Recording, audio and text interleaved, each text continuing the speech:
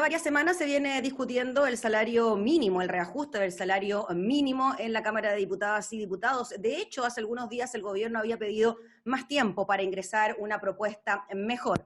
Esta propuesta fue prácticamente rechazada tanto en las comisiones de Hacienda y de Trabajo como también en la sala de la Corporación. Fue aprobada la idea de legislar, pero no así la cifra del gobierno que proponía 10.500 pesos de reajuste al salario mínimo mensual. Vamos a hablar de este tema con el diputado Marcelo Chilling, integrante de la Comisión de Hacienda, quien además en la tramitación de este proyecto presentó indicaciones. ¿Cómo está, diputado? Muchas gracias por recibirnos. Hola Gabriela, buenos días. Muchas gracias por la invitación. Gracias, diputado. Diputado, primero le quería preguntar por la propuesta inicial del Ejecutivo, que no cambió mucho, salvo con las modificaciones al ingreso mínimo garantizado. ¿Qué le parece que el gobierno haya propuesto este 3,2% de reajuste, que incluso se dice que es de un 0,2, un 0,1% real, considerando la inflación del año pasado? Mire Gabriela, el salario mínimo es una norma que se establece legislativamente que define qué es lo menos que puede pagar una empresa a un trabajador. Y esto afecta fundamentalmente al sector privado. Esta no es el reajuste del sector público, es la línea base desde la cual las empresas definen los salarios de sus trabajadores.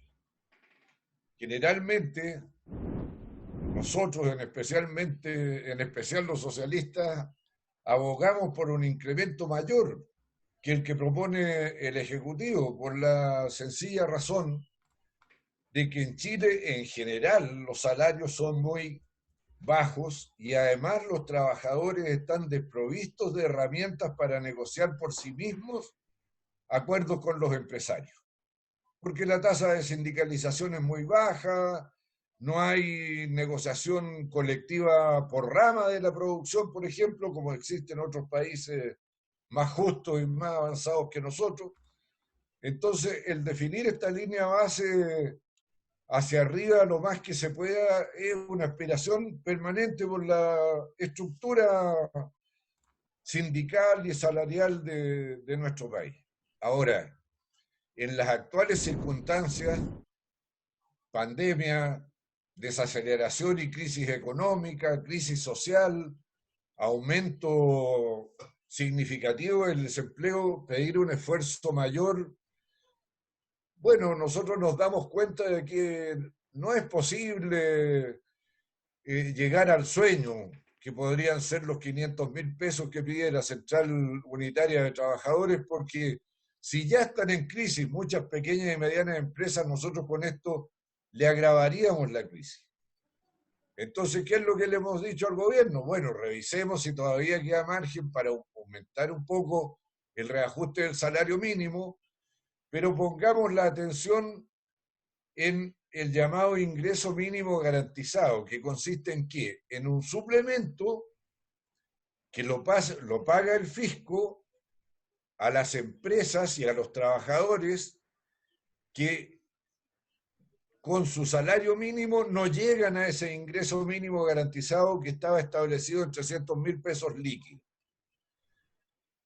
Bueno, el gobierno ha aceptado esta idea, de hecho viene en el proyecto que acaba de someter al Congreso de nuevo, pero venía redactado en los mismos términos que ya existía.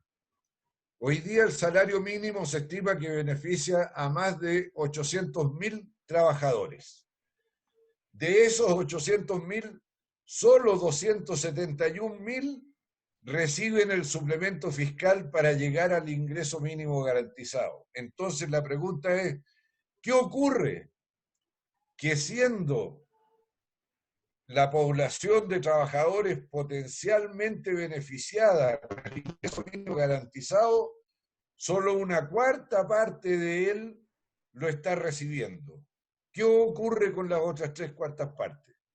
Y esa es la razón por la cual yo propuse una indicación para que el peso del trámite, la carga de aportar los antecedentes, no quede en el trabajador, como dice la ley hoy día, sino que quede en las empresas.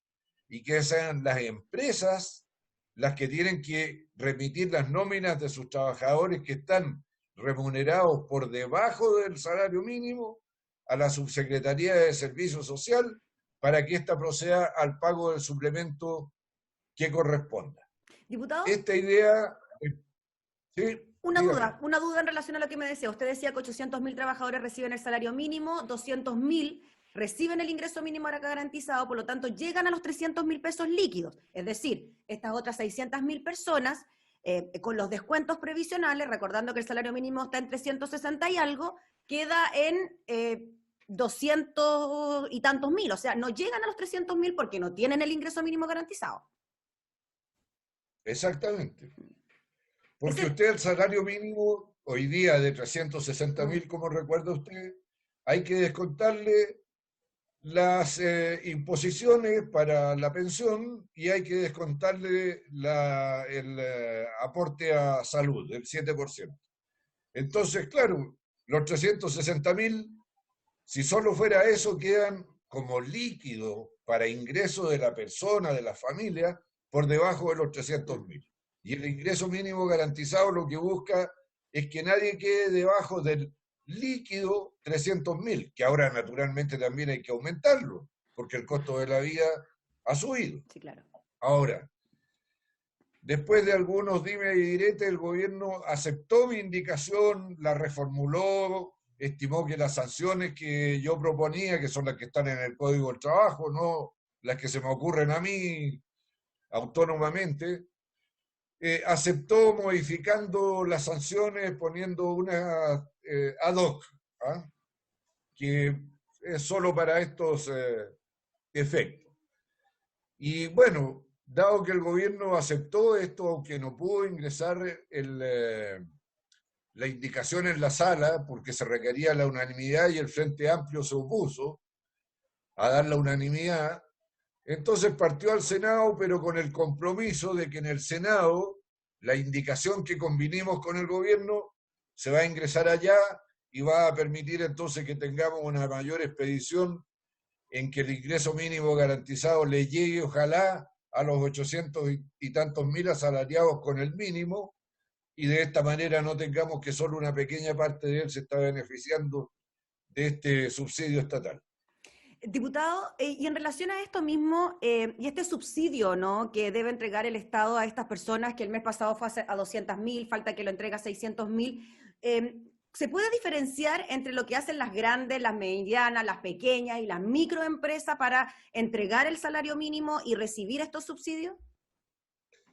Bueno, desde hace tiempo que venimos planteando, Gabriela, que habría que hacer la discriminación porque las grandes empresas no tienen problemas mayores para tener un salario mínimo de 500.000 pesos. Incluso, si no recuerdo mal, anteayer, pero en el curso de esta semana, el señor von Happen, que va a ser el futuro presidente de la Sociedad de Fomento Fabril, lo dijo en los términos ciúticos que se dice hoy día,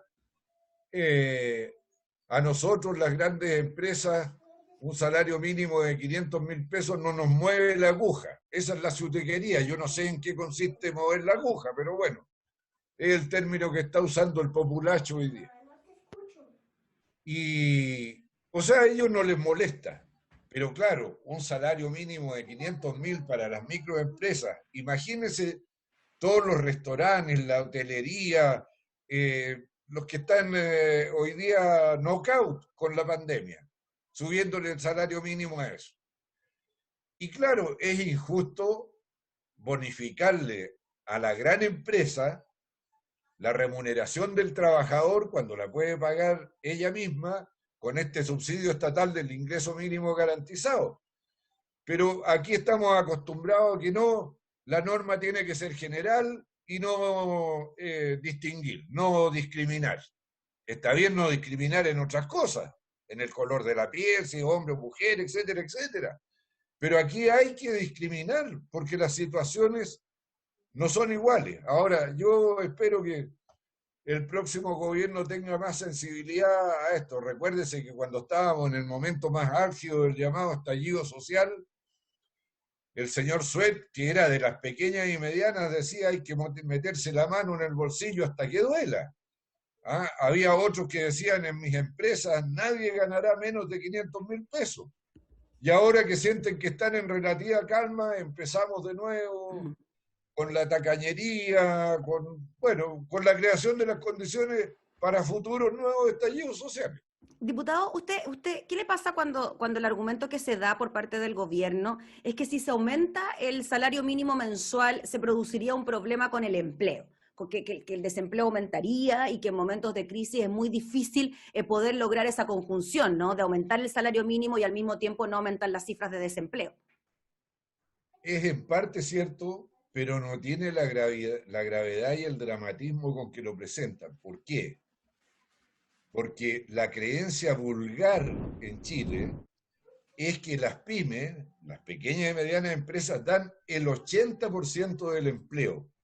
Eso, Gabriela, es mentira. Las grandes empresas dan alrededor del 50% del empleo y las pequeñas y medianas dan el otro 50%. Ahora, no por eso hay que darles el mismo trato.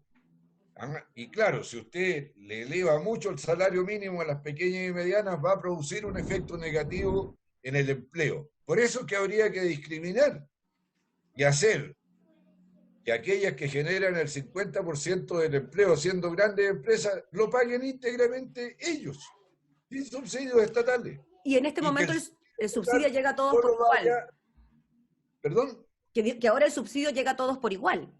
Le llega al por trabajador, igual, no le llega a por la igual. empresa, por lo tanto ahí se dice que no se discrimina. Pero claro, si un trabajador que recibe el salario mínimo, que trabaja en una gran empresa y él lo solicita, le va a llegar igual. Le va a llegar igual. Con lo cual usted le va a ayudar con plata de todos, que es el fisco, a las grandes empresas a aumentar sus ganancias que ya las han visto incrementadas suficientes. Por eso es injusto. Pero bueno, mire, no por la tosudez del gobierno de no querer hacer esta discriminación, que es una discriminación justa. No estamos hablando aquí de discriminaciones injustas, pero no por la tosudez del gobierno vamos a perjudicar a todos. Entonces, bueno, así como muchas veces yo he dicho, ¿qué importa equivocarse si usted le entrega un subsidio indebidamente a 1.000 personas que son ricas, pero con eso beneficia a 18 millones de chilenos que no son ricos? ¿Qué importa equivocarse en 1.000? Que además lo más probable es que no lo cobren ese beneficio. ¿Por qué? Porque los ricos no solo quieren ser ricos en tener grandes casas, grandes autos, bonita ropa, viajes, etc. También quieren ser respetados. Imagínense usted a un súper rico cobrando el IFE. ¿Cómo lo señalarían con el dedo? ¿Ah? Lo someterían a lo oprobio popular. Además, hoy día esas cosas se descubren fácilmente. Pero bueno, aquí no hay manera, a diferencia suya que me escucha, el gobierno no escucha. Diputado, ¿y cree que van a escuchar de ahora en adelante, considerando que la Cámara despachó este proyecto al Senado sin la aprobación de las cifras? Decíamos que el reajuste fue un 10.500 pesos, un 3,2%. ¿Qué cree usted que puede pasar de ahora en adelante? ¿Que la cifra del ingreso del salario mínimo puede mejorar? ¿Que van a cambiar las condiciones del ingreso mínimo garantizado? Porque también eso se criticaba dentro de la tramitación del proyecto, que finalmente como que se mezclaron dos cosas, ¿no? El reajuste al salario mínimo con el ingreso mínimo garantizado. Es que están vinculados, porque el ingreso Sí, mínimo garantizado es el suplemento del sí, claro. salario mínimo que no llega a dejar los ingresos líquidos sobre los 300.000 pesos, así que es inevitable relacionarlo en la discusión. Ahora usted me pregunta si creo que el gobierno va a escuchar o no, si nos guiamos por lo que ha sido el debate sobre los mínimos comunes, que es el programa de protección a las familias por la pandemia para que puedan quedarse en su hogar.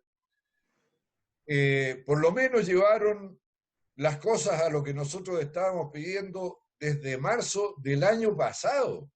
Lo llevaron a la universalidad del registro social de hogares, al 100%, y lo llevaron a la línea de la pobreza efectiva establecida por el Estado de Chile, por sus órganos competentes y oficiales.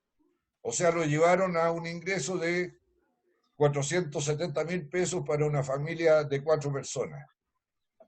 Y bueno, ahí uno podría decir, escucharon. Lo que pasa es que se demoraron mucho en ir al otorrino a sacarse los tapones de los oídos. Po. Diputado, pero ahí, por ejemplo, cuando se estipula en esto de los mínimos comunes, que el ingreso para las familias va a ser de 477.000 pesos para una familia de 4 personas. Esto es harto más arriba que el salario mínimo que existe en nuestro país. O sea, al menos hay una especie de reconocimiento de que con ese monto se puede estar quizás por sobre la línea de la pobreza. Exactamente. Pero, Si se fuera completamente coherente, el salario mínimo debería estar fijado en la determinación oficial de lo que es la línea de pobreza. Y se estima que una persona está sobre la línea de la pobreza o una familia cuando teniendo 4 miembros está arriba de los 460.000 pesos. Y hoy día vamos a llegar a cuánto, a 370.000, 372.000 con el salario mínimo, o sea, todavía tenemos un gap entre lo que es la determinación de la línea de pobreza y lo que es el salario mínimo.